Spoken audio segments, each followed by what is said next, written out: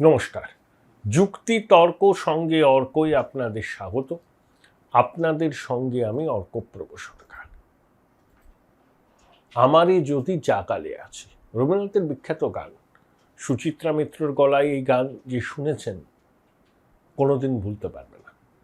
তা আমি একটা নিখাদ রাজনৈতিক প্রতিবেদনের শিরোনাম রবীন্দ্রনাথের গান থেকে দিলাম কেন, সেটাই বলতে চাইছি। আমারে যদি জাগালে আছে। দেখুন, 2024 সালের 8ই অগাস্ট বঙ্গবাসী কোনোদিন ভুলবে না। আরজি কর মানে কি? রাধা গোবিন্দ কর। যেখানে গোবিন্দ সদা জাগ্রত, সেখানে রাধা লাঞ্ছিতা হলেন, ধর্ষিতা হলেন, মৃত্যুর কোলে ঢলে পড়লেন। 31 বছর বয়সে অপরিসীম সম্ভাবনা ছিল। এখানেও রবীন্দ্রনাথের ভাষায় বলা যায়, কি ফুল ঝরিল বিপুল অন্ধকারে। সঞ্জয় রায়, সিভিক ভলেন্টিয়ার, সেই নাকি খুনি, সেই নাকি ধর্ষক, সে এখন জেলবন্দি, সে বলছেন আমি করিনি। প্রশ্ন উঠছে বিভিন্ন মহলে, সাধারণ মানুষের মনে, চিকিৎসকদের মনে, রাজনৈতিক মহলে, যে এত বড় একটা ঘটনা সঞ্জয় রায়ের মতো একার পক্ষে এটাকে কি সংগঠিত করা সম্ভব? অনেক প্রশ্নের জবাব পাওয়া যায়। তিলোত্তমার মা বারবার করে তদন্ত প্রক্রিয়া নিয়ে প্রশ্ন তুলেছেন। কেন নান্টু ঘোষকে হেফাজতে নিয়ে জেরা করা হয়নি? নান্টু ঘোষ আরজি করে পৌঁছে গিয়ে তার এক সাকরেদকে নিয়ে তড়ি গড়ি কার্যত ডেড বডি ছিনতাই করে পানিয়াটিতে বাড়িতে নিয়ে গিয়ে সামান্য কিছুক্ষণ বাড়িতে তিলোত্তমার নিথর দেহকে রেখে শ্মশানে গিয়ে সমস্ত নিয়ম ভঙ্গ করে সৎকার করিয়ে দিল। প্রশ্ন ওঠা তো স্বাভাবিক। হীরক রানী 5 ঘন্টা ধরে ঝাড়গ্রাম থেকে বিনীত গোয়েলকে ফোন করেছিলেন। কেন? প্রমাণটা লোপাট করতে হবে। ডিসি নর্থ 10 লক্ষ টাকা ঘুষ দিতে গিয়েছিলেন অভয়ের বাবাকে, হীরক রানীর নির্দেশ। হীরক রানী সবকিছু তো 10 লাখ 5 লাখ এইসবই ভাবেন না। ওর কাছে তো প্রাণের কোনো মূল্য নেই, ওর কাছে শুধু মালের মূল্য। সেজন্য দুর্বৃত্ত নাম্বার 1 ফেরেববাজ ভাইপোটাকে লুট করতে দিয়েছে। আর নিজে তো চোর, ঠগি পিসির ফেরেববাজ ভাইপো, লুটে পুটে খেয়েছে। তারপর সিবিআই এর তদন্তগুলো আপনারা জানেন তো, 96 ঘন্টা বাদে কিছুই আর প্রমাণ থাকে না। আচ্ছা, আরজি করকে যে ভাঙচুর করেছিল তাদের বিরুদ্ধে কি ব্যবস্থা নেওয়া হয়েছে, তাদের অবস্থা কি আমরা জানতে পারি। সীমা পাহুজাকে তদন্তকারী অফিসার হিসাবে নিয়োগ করা হয়েছিল। 1000 পাতার কেস ডায়েরি। বারে বারে অভিযোগ উঠেছে কাউকে আড়াল করার চেষ্টা হয়েছে। তাই সীমা পাহুজাকে সরিয়ে দিয়ে সন্দীপনী গার্গ নামে আর একজন অফিসারকে সিবিআই একটা সিট করেছে 3 সদস্যের হাইকোর্টের নির্দেশে। আবার নতুন করে একেবারে কেঁচে গন্ডুস করবে এই আরজি করের তদন্ত সিবিআই। 1000 পাতার কেস ডায়েরি খুঁটিয়ে পড়তে হবে, তারপরে পরবর্তী অ্যাকশন। সেপ্টেম্বরের 15 তারিখে এবার শুনানি। ইতিমধ্যে 12টা সাপ্লিমেন্টারি চার্জশিট বলুন এ বলুন রিপোর্ট দিয়েছে আদালতে। 12 নম্বর সেই থোড়বড়ি খেলা কারাবাড়ি থোড়। প্রথম কথা, যে একা সঞ্জয় রায়ের পক্ষে সম্ভব কিনা এই প্রশ্নটা জনমানসে আছে। মানুষ বিশ্বাস করেন না যে একা সঞ্জয় রায় এটা করেছে। তাহলে কারা কারা যুক্ত, প্রত্যক্ষ বা পরোক্ষভাবে, সিবিআই বার করুক।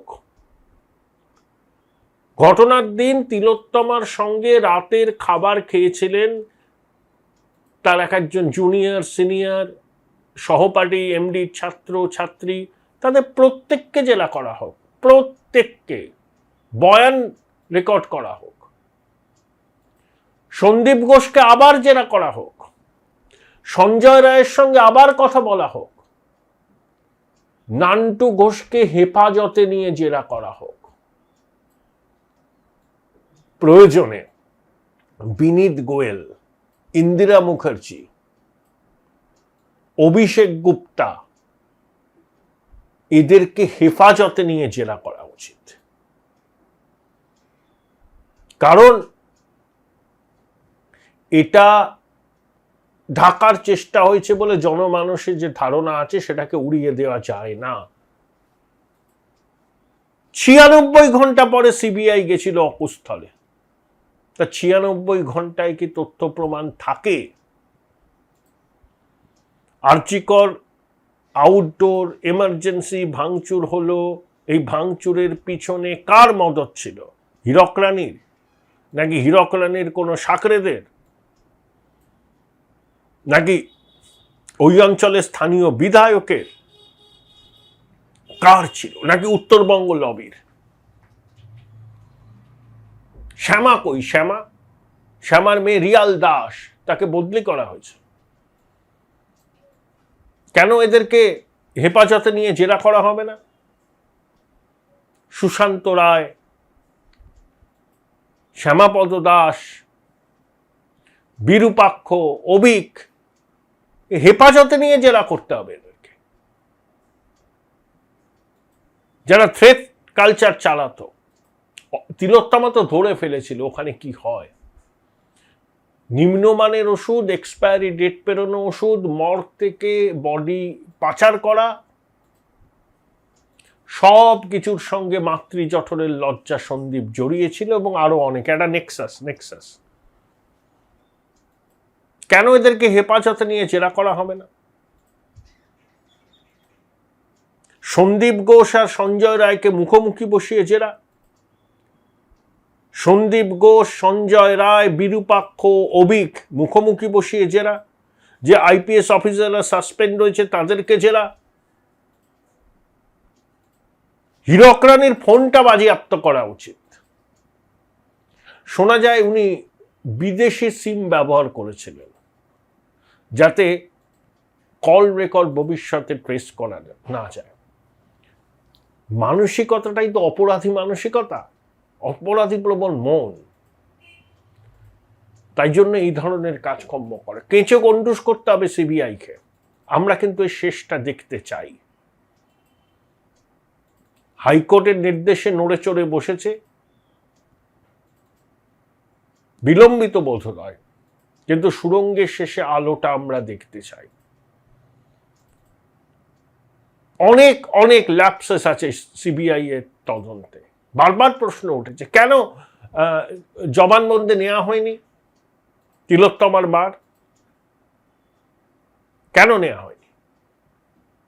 যা এভিডেন্স আগের টিমটা জোগাড় করেছিল, যা কেস ডায়েরি, সিবিআই স্টাডি করুক, করে আবার শুরু করুক। এখন তার অসহযোগিতা হবে না তদন্তে, পুলিশ সহায়তা করবে। ডাবল ইঞ্জিনের সরকার। বাংলার মানুষ কিন্তু দেখতে চায় প্রকৃত অপরাধীরা কারা, এটা জানতে চায়। আর্চিকরের তিলোত্তমার ধর্ষণ এবং খুন বাঙালিকে আন্দোলিত করেছে, শুধু বাঙালি নয়, দেশের সমস্ত সচেতন বিবেকবান মানুষকে আন্দোলিত করেছে। তোলামূলের নির্বাচনী বিপর্যয়ের অন্যতম কারণ হচ্ছে তিলোত্তমার ধর্ষণ ও খুন, এবং সেটাকে চাপা দেওয়ার অপচেষ্টা। মানুষ সব ধরে ফেলেছেন। এবার সিবিআইকে দুধ কা দুধ পানি কা পানি করতে হবে। সুপ্তি শয়ন থেকে জেগে উঠে সিবিআই এই চ্যালেঞ্জটা গ্রহণ করুক এবং এই চ্যালেঞ্জটা, এই পরীক্ষাটায় সাফল্যের সাথে উত্তীর্ণ হোক। প্রকৃত অপরাধী কারা, যারা মেঘের আড়ালে লুকিয়ে আছে, তাদের পরিচয় মানুষ কিন্তু জানতে চায়।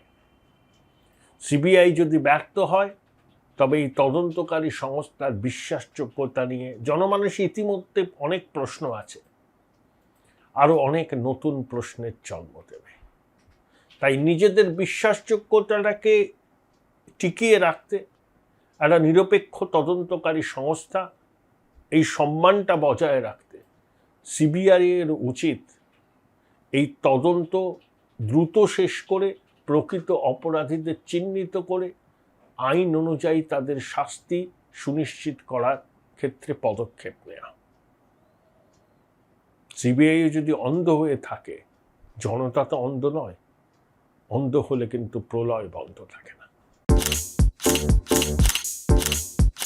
ভাই ভাই, এটা মডেল না খাতা, আর কত ফটোগ্রাফি করবি? চুপ কর, সামনে মাধ্যমিক, নোট জোগাড় করে পড়তে হবে। কবে পড়বি ভাই?